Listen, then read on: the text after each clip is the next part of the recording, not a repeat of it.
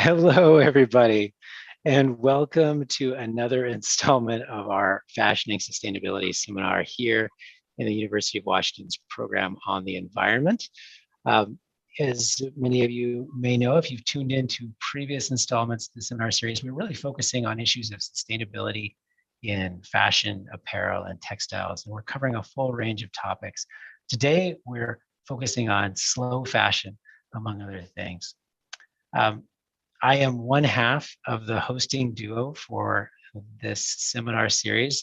My other half, my better half, Eli, you want to say hello?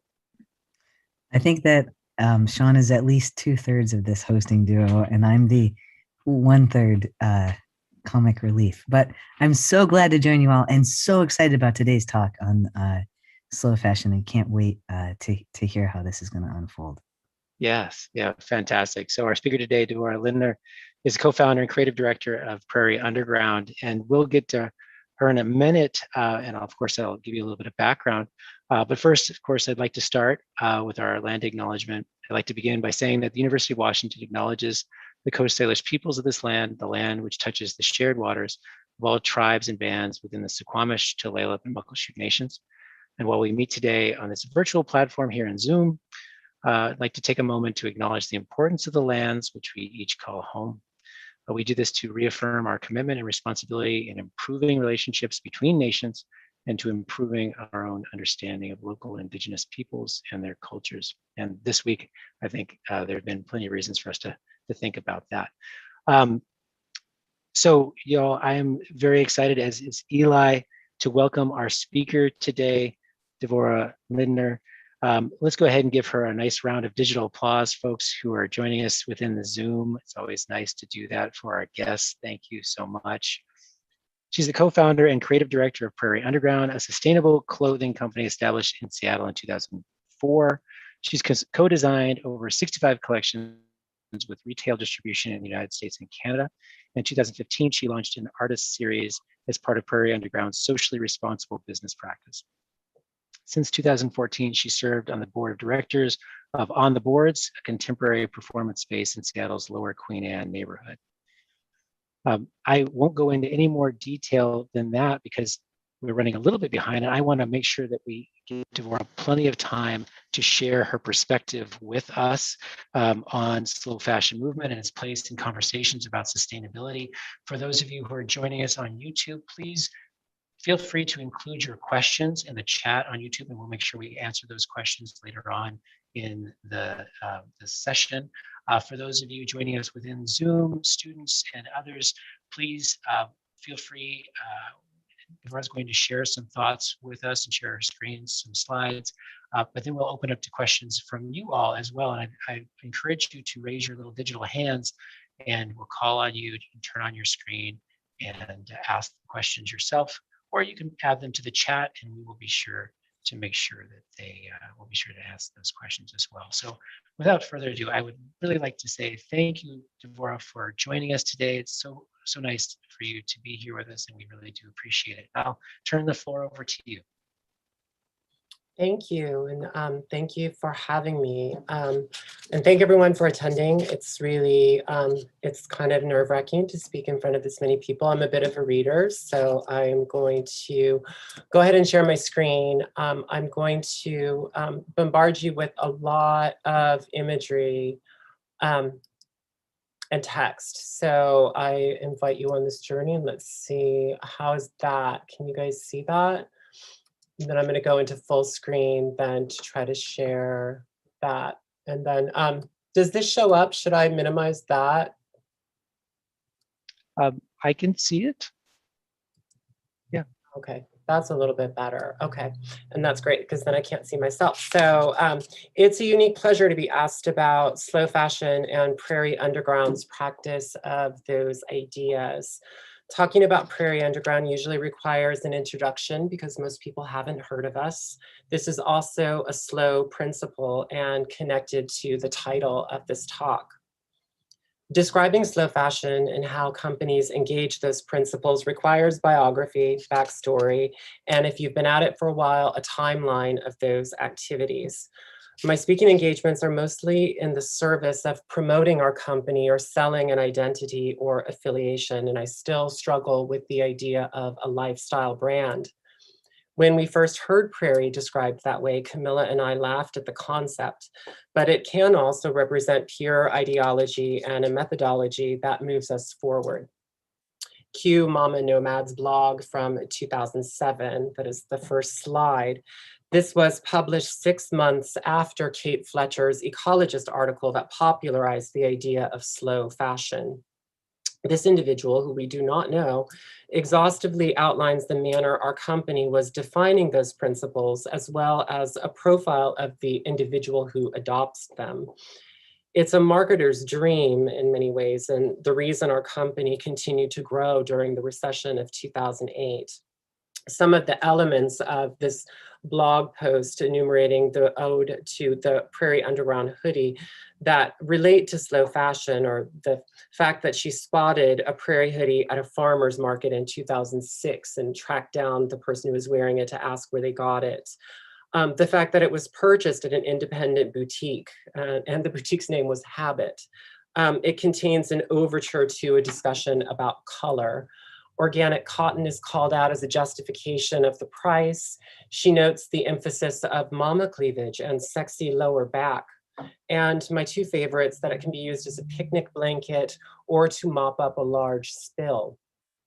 It's machine washable, durable, and versatile. And significantly, it outlasted the life cycle of the trend.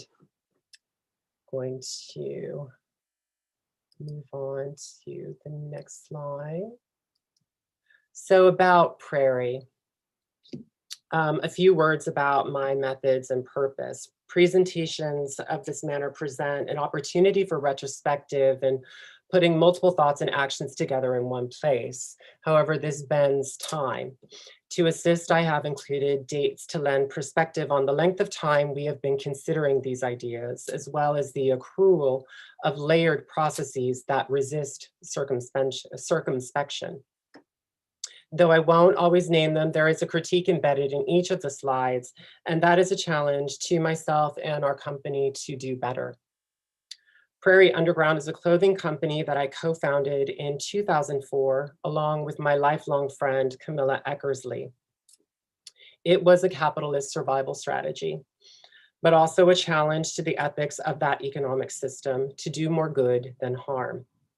As teenagers in Lincoln, Nebraska, Camilla and I were part of a counterculture that was passionate about nuclear disarmament, feminism, queerness, socialism, art, and music. In a pre-internet era, we cultivated an aesthetic and symbolic language to communicate our identity through personal style.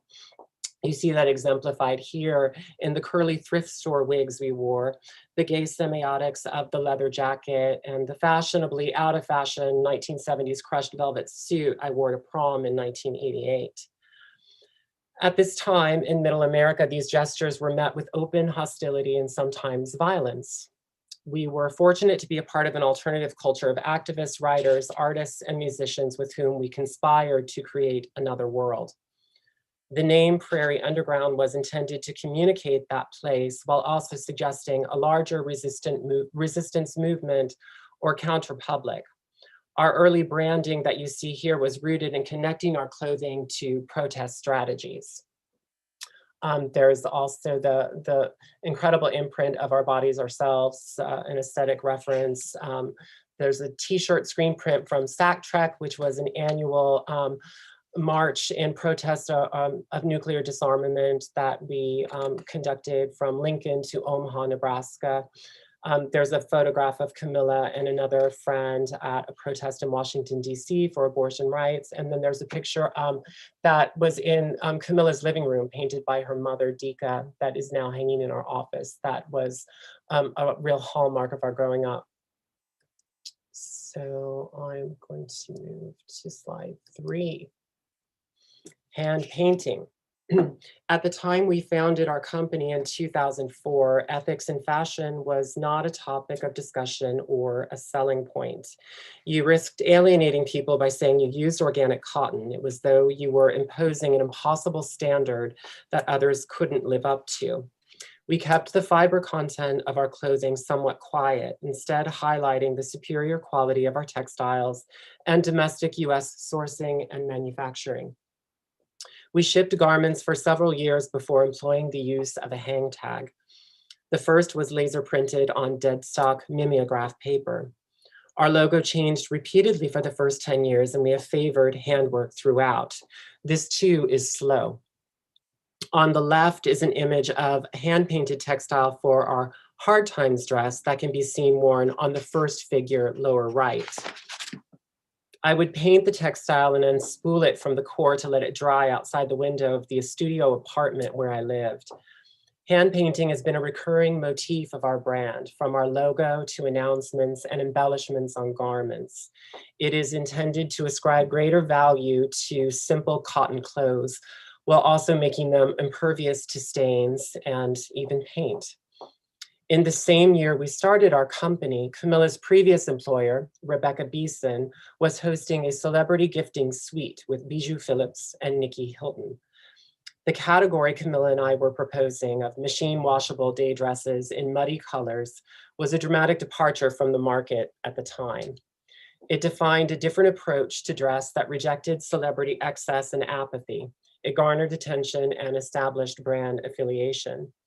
From Kate Fletcher's essay, Slow Fashion is about choice, information, cultural diversity, and identity.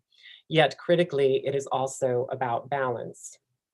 For us, it quickly became about relationships, the relationship between designer and end user, designer and sales representative, boutique owner and customer, the mesh we are all part of in the exchange of goods and services. Ideally, it is a conversation about design and the way we express identity through apparel. Garments that embody a moment in culture are often kept for posterity and continue to be circulated. Camilla and I have spent hours sorting through used clothing in thrift stores. Our design vernacular is based on those shared experiences of particular garments. Dresses like our glam dress were inspired by the heirloom-worthy creations of Biba, which positioned the boutique as an epicenter of ideas and sociality. Biba's dress is the orange dress marked 1965, and the dress that inspired it is in the image to the, that was inspired by it is in the image on the right and also in the lower right-hand corner. Biba sowed the seeds of the boutique Kitson, where Paris Hilton famously consumed stacks of baby t-shirts Camilla designed for Rebecca Beeson. Rebecca's company provided a template for our own, but practices of slow fashion have also followed us, practices of slow fashion have allowed us to remain in business while Rebecca Beeson is no longer in operation. The first thing you learn in fashion school is the knockoff or copy. Designers create value by studying the success of previous garments, those items that had the perfect alignment of cut, textile, and technique. At Maison Martin Margiela, the design process involves taking apart old garments to rethink a new iteration of core styles. This process of picking and mining the history of design led to a line of replicas that were exacting copies of vintage garments that included a label that shared the design provenance and always evoked a time and place. From the Maison, quote, "The replica concept derives from the notion of timelessness and relies on the principle that these pieces have already proven the test of time. The idea was to design each garment so they are as relevant today as they will be tomorrow." This memorialization of apparel, explaining clothing and its relationship to the body and our lives, is evidenced by the new mother photo we received from a customer wearing our glam dress. A more iconic image is rarely conceived in fashion editorial. The intimacy that is achieved by creating comfortable, serviceable clothing is something that fuels our design process. Though familiarity with the current epoch-defining silhouette isn't defined in slow fashion, it is characteristic of good design, and our best propositions have some form of mimicry combined with our unique interpretation. Similar to Oliver Lerick's Pair of Dogs, an open source 3D print of a well-known Roman marble statue in the collection at the British Museum. This unpacking of history may not prevent us from consuming more, as Kate Fletcher argues, but I believe it counters disposability and allows future generations firsthand experience of fine clothing, their conservation and care.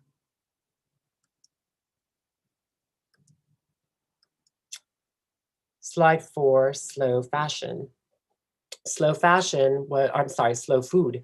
Slow fashion was inspired by Carol Petrini's slow food movement founded in 1986.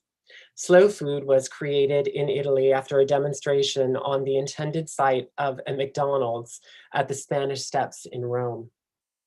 Unlike slow fashion, slow food has a manifesto. To further this thinking, we should review it. Slow food linked pleasure with awareness, responsibility, and quality of life by espousing 3 principles further defined in the slide. I'm sorry, this is also covering it. Those are good, which opposes the standardization of taste, clean, which defends biodiversity, and fair, which protects the cultural identities connected to food.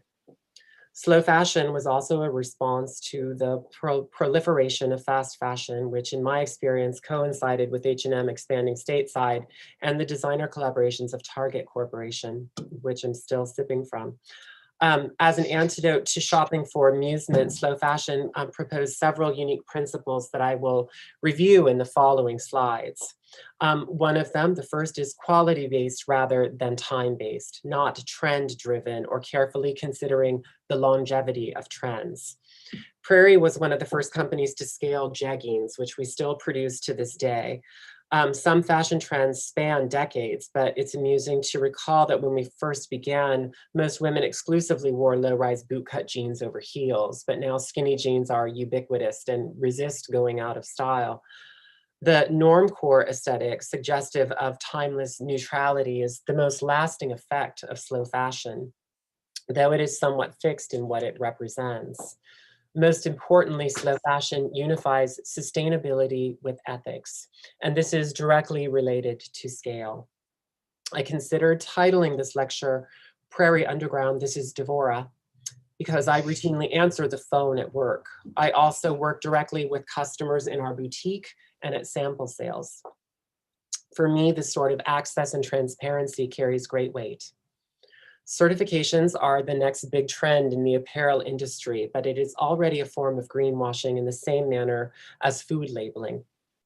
The Changing Markets Foundation created an exhaustive analysis of certification schemes in 2018, entitled The False Promise of Certification. Detailing those findings is beyond the scope of this talk, but the report is available online and I can link it in the chat. Generally, certifications continue to represent powerful corporate and marketing interests and are used to blur practices of resource extraction that jeopardize health and security. This is not to imply that Prairie Underground doesn't use textiles manufactured in factories we've never visited and know little about. Opportunities like this talk are rituals of soul searching, necessary rituals of soul searching and public accountability. And this is another practice of slow fashion.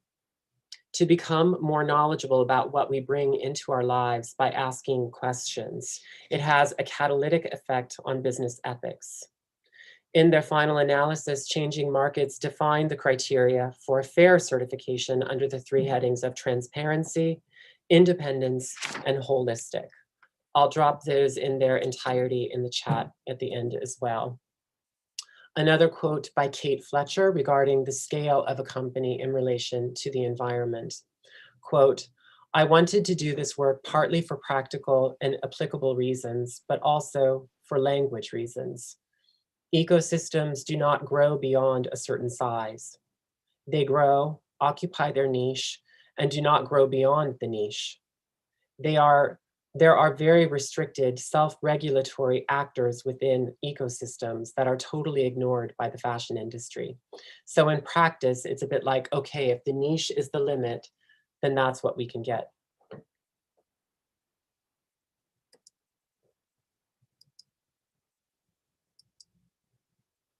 Slide 5, moth coat. The next principle is lower production and consumption. Prairie has always been a made-to-order company, and we will reproduce popular styles for years. We still produce styles annually from our second and third collections and very rarely discount them. It is now common for emerging brands to produce drops of garments intended to sell out immediately to retain and create a market value that avoids discounting and waste, but it was uncommon when we began. This timeline details the production history of a staff favorite, the moth coat, an organic cotton French terry cocoon coat that has evolved in design and textile over the years, but is rooted in sustainable fibers. We have also produced it in organic linen, climate beneficial wool, and dead stock varieties. The long-running styles represent an investment in long-lasting garments and long-lasting relationships, both business to business and business to end user and consumer. We have customers who wear their Prairie hoodie for years, and when they evolve to a condition that is only suitable for a wearing around the house or garden, they want to buy a replacement. We assist them in extending the life of their garment in the form of detailed instructions and links to online tutorials. But in the coming years, I believe we will be more involved in producing those activities and monetizing the education in-house. It is a facet of circular design that particularly interests us as niche manufacturers and at this time in the United States. Another principle is fair wages for labor, manufacturers, designers, and stockists. This is a complex topic. We've considered it carefully. We approach it from both vantage points as manufacturer and retailer. We've always manufactured our clothes within a half an hour from our warehouse in Georgetown in Seattle, and we've subcontracted with family businesses for decades. Well, not quite decades, for over a decade. Though the profitability of subcontracted sewing is becoming dubious. In the last 3 years, we have scaled in-house production as well as selling direct alongside our retail distribution. We work closely with our retailers to maintain full price sell-through for several months or longer, as this is what pays their operating costs and wages. Many styles are never discounted, and we are known in the industry as a brand that doesn't rely on discounting for sales. I'll conclude this slide with some notes on the Giorgio Caproni poem, The Last Homecoming, which some of the themes detail a return to a negative space, a return without a departure. Lost home and found home have no relationship to each other. Generic dream, vicarious nostalgia. I also want to read the quote of from Vogue magazine from Joseph Timister. You have to choose to be small and artisanal or big. In between, you always lose. And if you are small, you have to work like a nutcase.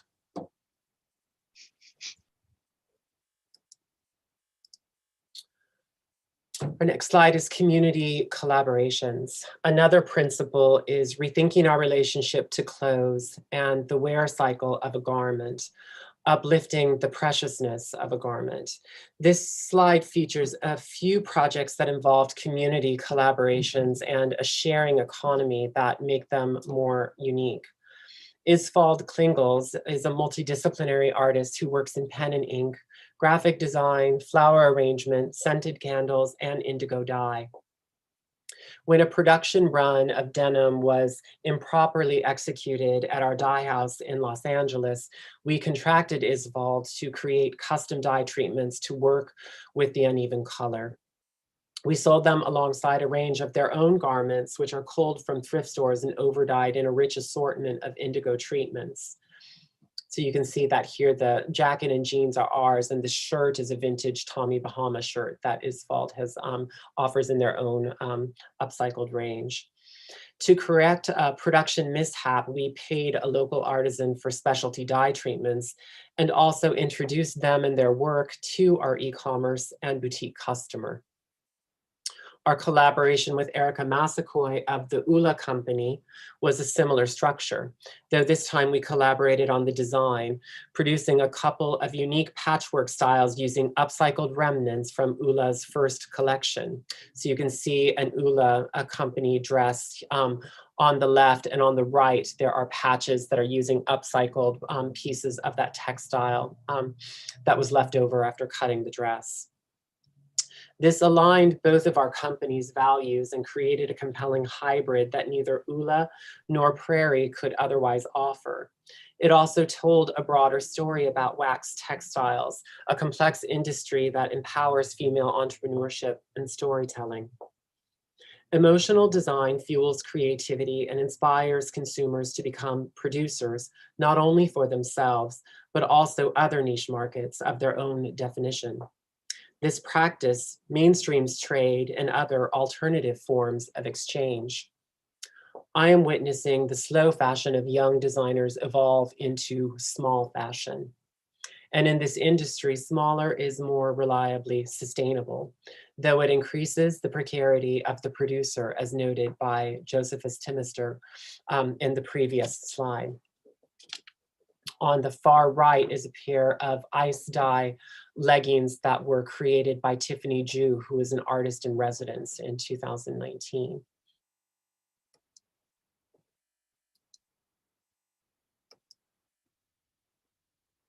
Vintage resale, slide 7.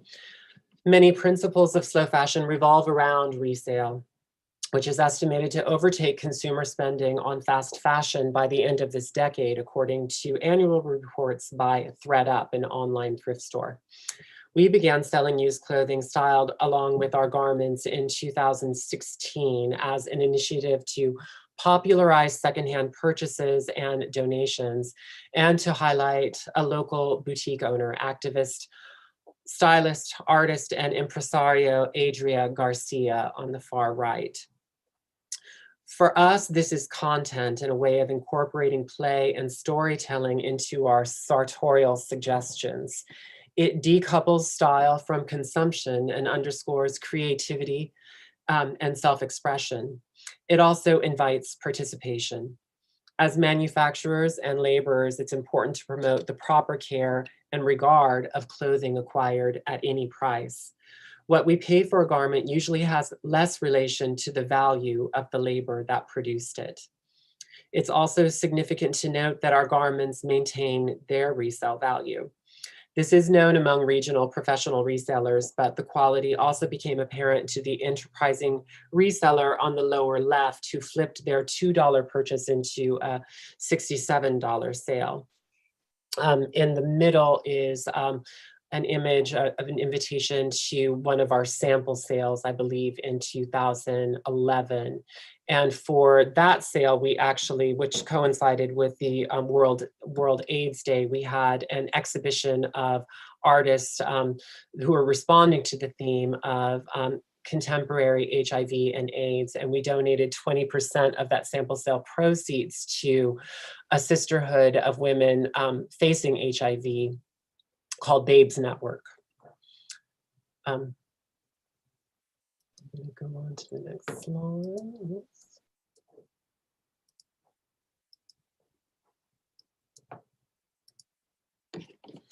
Slide A is called Frank. For this slide, I would like to note that our sustainability page at prairieunderground.com, where all of this information and more is available to read online, was beautifully composed by two transgender femmes, Venus and Delphine, who have been muses and models. And they did this with my supervision as editor. And I love to use opportunities like these to thank them for the lyricism of the address, which conveys a great deal of information with formal beauty. From the section about relations, I will read, we firmly believe that we thrive most dynamically when we find inspiration in one another. We shape the world together. At Prairie Underground, we work to create a different culture, one that forges new ways for people to interact with apparel manufacturers. Our commitment to sustainability is one of many beliefs we share with our customers. the importance of art in society has always held a prominent place alongside our environmental concerns. In 2014, through a series of email and text messages with Frank Correa, we initiated a project that supported the creation of new work by emerging artists, inspired by home galleries like Vignettes on Capitol Hill and Season in Ravenna.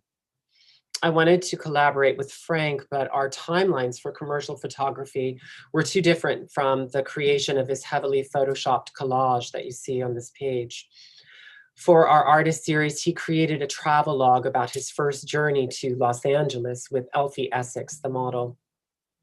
It poetically recaptured the same journey Camilla and I made on sourcing and sales trips at the beginning of our company.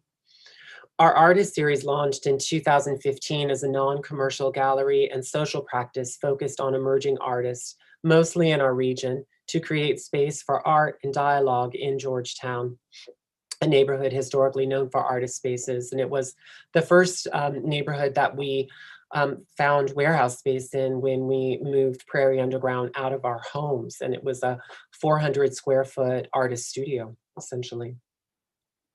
An image from Frank's exhibition was used for the cover of The Stranger at the time. In this way, and like pioneers like Comme des Garçons, art is commissioned to replace traditional marketing.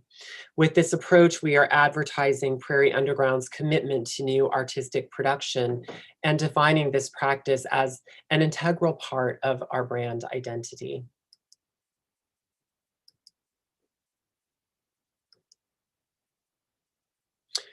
So this slide features a selection of some of the artists in our artist series that are listed on the upper left in a clockwise manner.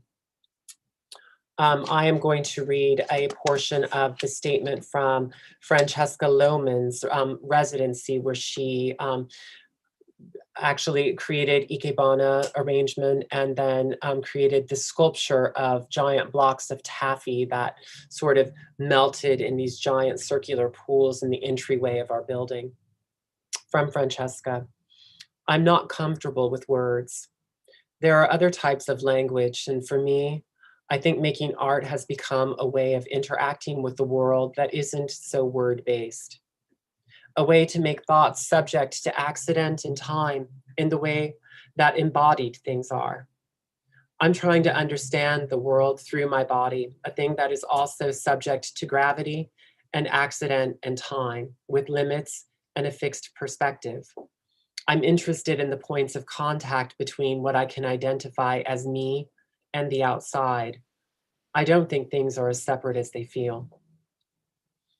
From Sean Lockwood, which is the photograph in the center with the O&M manual for our current warehouse, as well as an image of our computer keyboards in our dishwasher. At Prairie Underground, a once operational sauna fell victim to an illicit supply-demand chain concerning copper one night, rendering it defunct of its original use and relegating it to a storage closet. Since both the dishwasher and a sauna are on site, and because they both heat water to the same temperature when they're working, I wanted to introduce employee keyboards to them. So I went to the building at night when I knew no one would be at work the next day and removed employee keyboards from their workstations so that they could spend the following night of the opening reception in the sauna. From Lauren Galt, in the upper left, which is the water bottle and the birthing glove that is also then filled to the brim for the run at the exhibition with water and oil. These things are pieces or cutoffs from a garment that might be worn at this given moment somewhere in the world. They are like the place beyond the thing or the volume or air around the object. I like the feeling of ghostiness or absence. We are seeing the space of things, the air around a word, the negative of the garment. They are beautiful things and very much have their own formal language.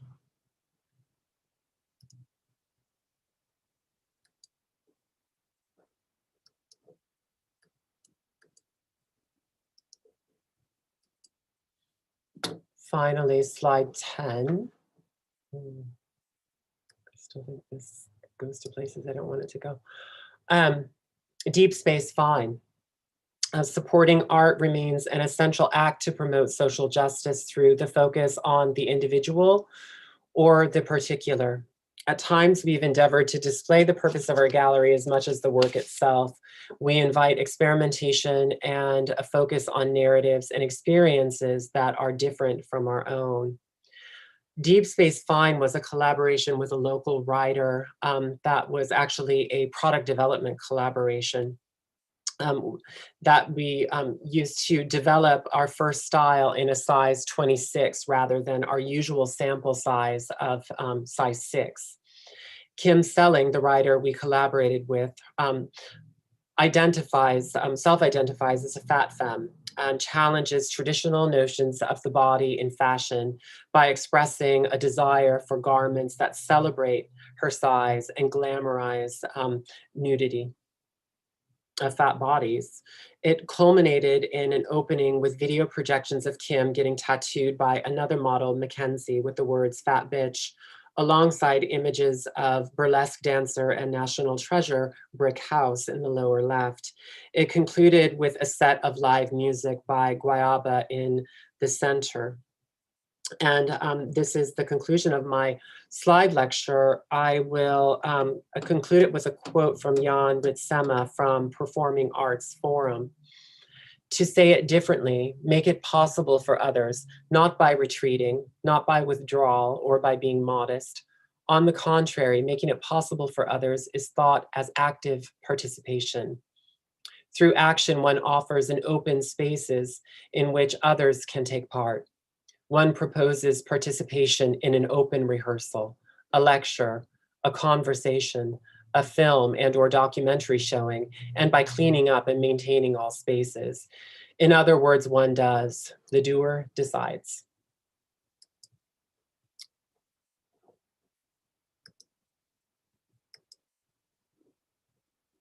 And that's my lecture. I can go into, to include some of those links. Well, thank you. Yes, I'm sure we'd all appreciate seeing the links. Thank you so much for that, Davora. That was fantastic. So, as you are putting the links in, I'll just take a moment to invite our students. If you have questions for Davora, I think it would be fantastic if you felt comfortable raising your hands. You could ask those questions yourself. I think, Eli, you probably also have some questions that you've sorted through. And so I do want to make sure that we have time for student questions. Any questions students want to ask live, that would be great. But maybe in the interim, Eli, if you have a question for Davora, maybe we can get started. Wow, Davora, thank you so much for being here. I loved this talk. There are so many pieces of it that just resonated really deeply with me. The artistry of the slides, as one of our students has already commented on, was really quite stunning. Thank you for the effort that went into them. I also, I guess, this has come up before and the students might be tired of hearing Eli mention it, but I didn't know prior to embarking on this, like what is completely new territory for me. I mean, fashion. I mean, look at me. I noticed as you were talking that I'm wearing stripes and plaids, which I do not think you're supposed to do in fashion. But but I I love the ways in which especially when we think about sustainable fashion, so many points of connection between sustainable fashion and slow food or sustainable foods. And you brought that out in your slide where you sort of talked about how slow fashion has really taken off from the slow food movement and sort of made that direct connection between food systems and fashion and the sustainability of both systems. And I just wanted to remark on how neat it is that this synergy between these two things that I didn't know were so connected. And I have really discovered that through this seminar. So I don't know if you can comment on that at all. It's not really a question, but I am curious to hear some more of your thoughts about that.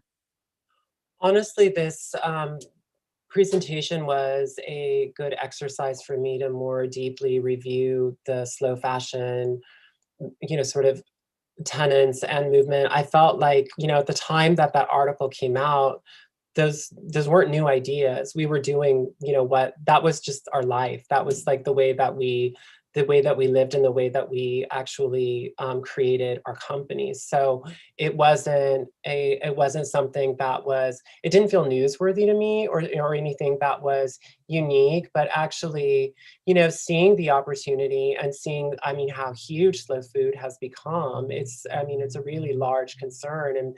And they have a lovely website with a number of resources that I got lost in when I was doing research for this as well, that are produced all the time. There's like really, really charming, sort of examinations of like how to eat meat, which is, I think, it's interesting. I've only recently stopped eating seafood because of the ecological disaster of that. And that is something that I'm, considering more deeply, is like, what I eat and my relationship to food and how I procure it. And that is, that is also the core of slow fashion, like having those catalytic moments and those pesky customers who want to email all of the time and like asking about certifications, wanting to see proof of certifications. We worked with some of our vendors for like 17 years, and we ordered from them multiple times a year. We know we can always like request this proof of certification, but do we keep that on file? No, we really don't. We really, these are very strong relationships. And they're also relationships with people who are also the pioneer of this movement. But in that, there is the opportunity to become very lax. And that is something that this discussion really assisted with. And creating these slides was as much an exercise for my company. Like presenting this to my staff is sort of like the next sort of like part of this journey. And also then redefining, what our next 3 years is really going to be focused on, because the artist series is a big part of our lives, and it's been a quieter part of our experience of being fashion designers in, obviously in the last year, but even before that, in that other, we had, our energies were directed in a number of different ways, both mine in nonprofit work and Camilla's in teaching. And that was, we actually fill in that volunteer work at Prairie, and we're a tiny team. We're like 8 people. And so it's not, we're not a big company by any means, but you can do a lot. Even with 2 sewers, you can sew a phenomenal amount, and people have, they don't really have that much of a context, but for that type of the relationship with slow fashion, I think it sort of begs the question of how much you consume, how much you bring in, and what the meaning it has for you. We have customers who save up every year to come to our sample sale, which is only a liquidation event, which has like clothes with like small flaws or predominance of size small, which is, our sample size. But they save up, and that's the only time they shop.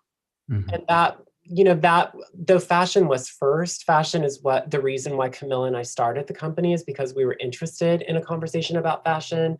We didn't abandon our ethics in pursuing a business in fashion. And that was an option. We could have just had ethics aside, the way that most of the world operates, and business as usual on the other hand.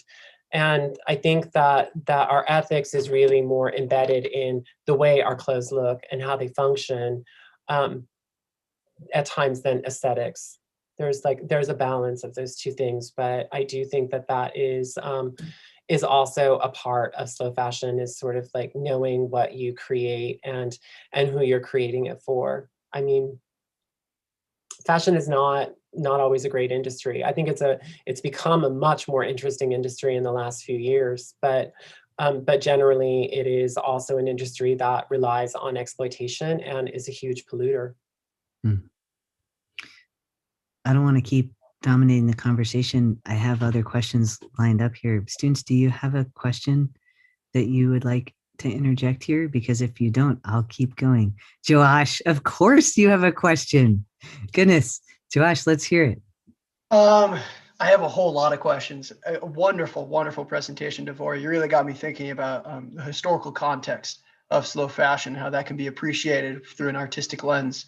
But with that in mind, you talked about this idea of copying and knocking off, and that being the first lesson, the fashion industry. How did that affect your relationship with pieces that you really had a relationship with? A piece that you really enjoyed, and then you broke it down. You broke it down to its components of technique and style, and then replicated yourself. How did that affect your relationship to those pieces? You know, that's an interesting question. I'm not a technician. I'm not a pattern maker. I don't do that. So I sketch clothes. You know, a lot of the way that fashion is designed now is through schematics and sort of like these Franken garments. And then there are, I mean, there are really brilliant technical pattern makers like my business partner who creates exquisite patterns and actually has that sort of flat pattern experience. I think for her in that, I mean, you know, we recently did this with a shirt by Balenciaga, which is like an interesting way to sort of frame the conversation about the copy, because the current creative director of Balenciaga, Dimna Vassilia, only creates garments from using existing garments. He was trained at Margiela, and that is the process that he uses. And we've never done like real copies. This is the first one that we're actually going to launch. And it's really to have a conversation about this. And of course it's difference. You know, I mean, you know, there is difference in repetition. Like this is really more philosophy, but it's also, I mean, it's the way that artists are trained. It's the way that sort of, you know, form is created and is sustained by sort of repeating something and having the repetition be beautiful and memorable. Before written word, you know, lyricism was meant, songs were meant so people could actually memorize them and continue them before they could be documented. So I think that for us, it's generally been something that we had an aversion to, that we really wanted to recreate something rather than to do a copy. And it was somewhat devastating to us when we were copied by Lululemon and Target. And so, and our best selling styles, you know, it was like at the time, you know, we had to write, and we were like, our long cloak hoodie has probably been copied like 8 different times by different companies because it was a crazy seller. Like it was just, it really sold well and it really put us on the map. And it was really a style that a lot of people knew and wanted. And they wanted it cheaper than the way we made it and the price that we charged for it. And so, yeah, I mean, when Target, you know, copied it, or when Lululemon copied another style of ours called Your Orbit, you know, we're the first to hear about it because our retailers are all over the United States and they see it in stores.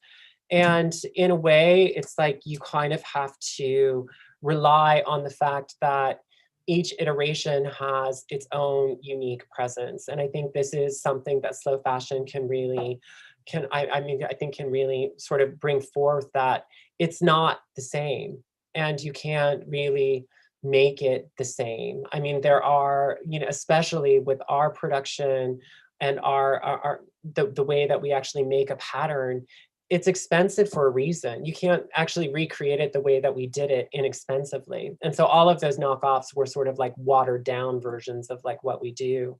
But I think, you know, seeing the way that somebody creates a collar stand, or, you know, actually copying the shape of a collar, or understanding the relationship to the rise or the seat and the hip on a pair of pants is, it's a way that you build blocks. It's a way that you understand cluster sizing and the way that garments really fit people in the world, and how that is desirable and universal, but also it can be very specific through details.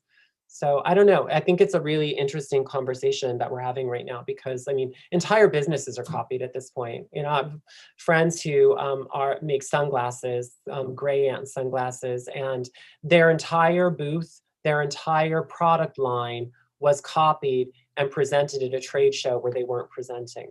And so like this level of like, yeah, of copy. And, you know, it was international, you know, in terms of like a small designer and like their resources to sort of defend copyright through like this, you know, legal team is just, it's a joke. You just kind of have to really try to, yeah, make people aware of what is your brand and what isn't. But it's a really big topic moving forward. I think it's really interesting to talk about. Thank you for that. I have a ton of follow-up questions, but I also want to provide platform for everybody else. Thank you, Davora.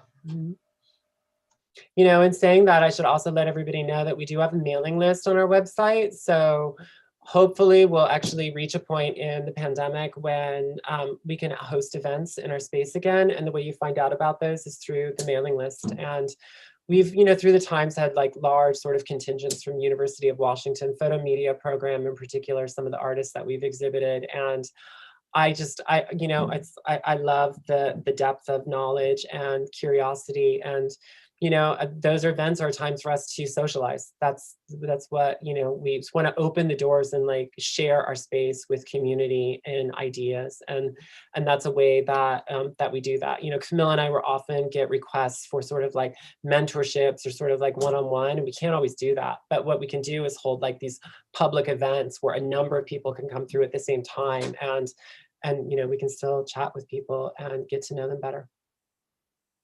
That's fantastic. Davora, I was really curious about what you said when you mentioned that you were thinking about retitling this talk something to the effect of hello, or Prairie Underground, hello, it's Davora, right? Because you're the person also answering the phone. And how that resonated with me is also a small business owner. And your point that you made, which was something to the effect of, if you're small, it just means you work like a nutcase. And I'm curious about, that wasn't a quite direct quote there, but there was something to that effect. And I'm curious if you can speak a little bit about like your, like, as your company is, you know, kind of promoting slow fashion and sustainability in that, like how you found a resting place with your own work-life balance and the sustainability of the endeavor of running a corporation that prioritizes sustainability. Does that make sense? It does. And I think it speaks to sort of like the,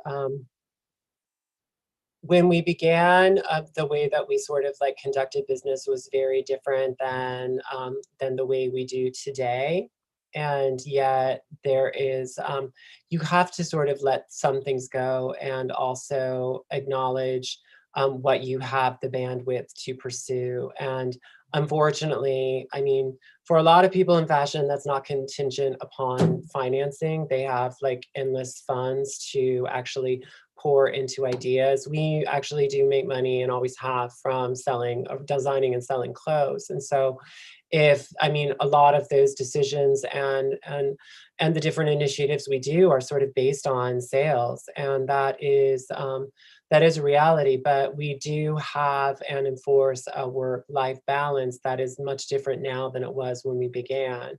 And I think in many ways that's great, because it's not as sort of like indicative of like white supremacist culture, this idea of like, you know, this sense of urgency, like working overtime, perfectionism, like all of these actually really horrible ideas that need to be questioned and re-examined are things that we actually allow more space for in our day to day. But that also requires different financial and ethical concessions at times. I mean, this is why we sell so many stretch leggings and like use spandex, which is a fiber that I don't really agree with. And that is a conventional cotton textile because it is stable and predictable in the way it shrinks, and people are very sort of demanding in the way that bottoms fit and want that type of, so yeah, I mean, you know, our jeans sell a lot. And we offer them, and they're not a sustainable product at all. They do damage the environment. We're making few of them than other people make. We make them all in the United States. They're processed using tertiary water and under the laws of Los Angeles and the state of California. But it's still, I mean, it's still a denim that's manufactured in China. I know very little about the manufacturing facility where that textile is made. And we do it because it keeps our business afloat. But this is something that Changing Markets really highlights in their report, is this holistic element of half measures and letting companies only report on what they do well as opposed to what they also do poorly. And this is, these are the optics that sort of like large companies like Amazon or Walmart rely upon to sort of like make us think that what they're doing is good for the environment. And the fact that they're doing some things that are good for the environment doesn't make up for the things that they're doing bad for the environment. And I do think that ours does. It has more of the potential for that. But giving a talk like this and like facing like 60 young people and looking them in the eye and like telling them what I've been doing for the last 10 years and like the reasons why I do it, it's a moment of reckoning for me, because it does mean something to me. It's not just lip service. And I had a conversation with Camilla before I came into this talk. It's like, we're really, there is a shift. And I mean, part of that is COVID, but then part of that can mean that there are limitations to what we can do as well. And I think that is kind of what COVID is introduced to all of our lives too. It's a challenge to live more by an ethical code, and to remember the importance of balance and how imbalanced our relationship to the environment has become. Yeah, that's fantastic. I was thinking as I was listening to you, Davora, it seems that your practice is truly a practice. What you do is a practice, and there's a tremendous amount of introspection involved in that, which I think is there's certainly a beauty to that I find really interesting and unique. I also was intrigued by your statements about certifications, because that of course is something that comes up a lot when we start talking about the environment. And I suppose one way to sort of put it is sort of the commodification of trust in some ways, which from what you said, it sounded to me like you're not really a proponent of that. It's more about relationships than this idea of you can buy a certification and that's sort of the thing that you're looking for. Well, it has a way of edging out small business too, because they're expensive. And to actually participate in those programs costs a lot of money. It costs more money than a company like us can afford to pay. We actually had participated in the Better Cotton Initiative denim, which we're no longer going to do, because I mean, I feel like it reduces the use of organic cotton, which is a real problem. And I would just rather not offer that type of product. But the Better Cotton Initiative, like the threshold to be included in that initiative was $20,000 annually that you invest in actually being able to use that labeling. And we just used it anyway.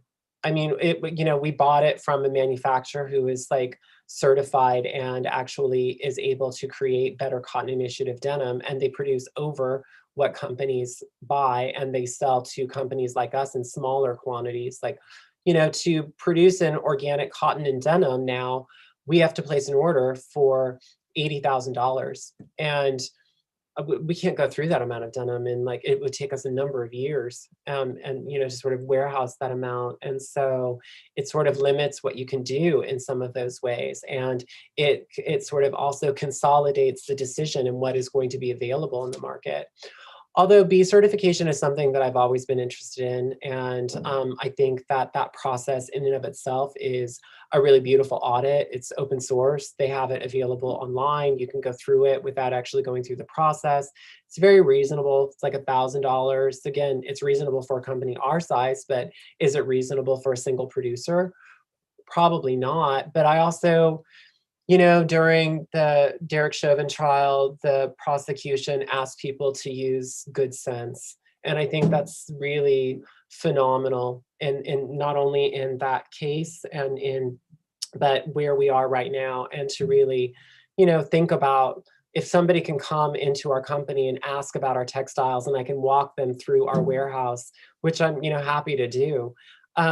There is a type of transparency there that is completely different. This idea of like that I need a certification to be trusted in that capacity, whereas the certification that we're being shown from major corporations are somehow telling us the truth. That's not common sense. Well said. I mean, yeah. No, thank you. but I gotta go. I'm a carpooler and my business partner's ready to leave. Oh, I'm so sorry. I got lost in the moment, but thank you so much, Davora, for spending time with us today. I really appreciate it. I'm sure we all really appreciate it. So let's give Davora a round of applause. And I just want to say thank you so much for being with us again. For those of you joining us from YouTube, please tune in next week for our next installment in this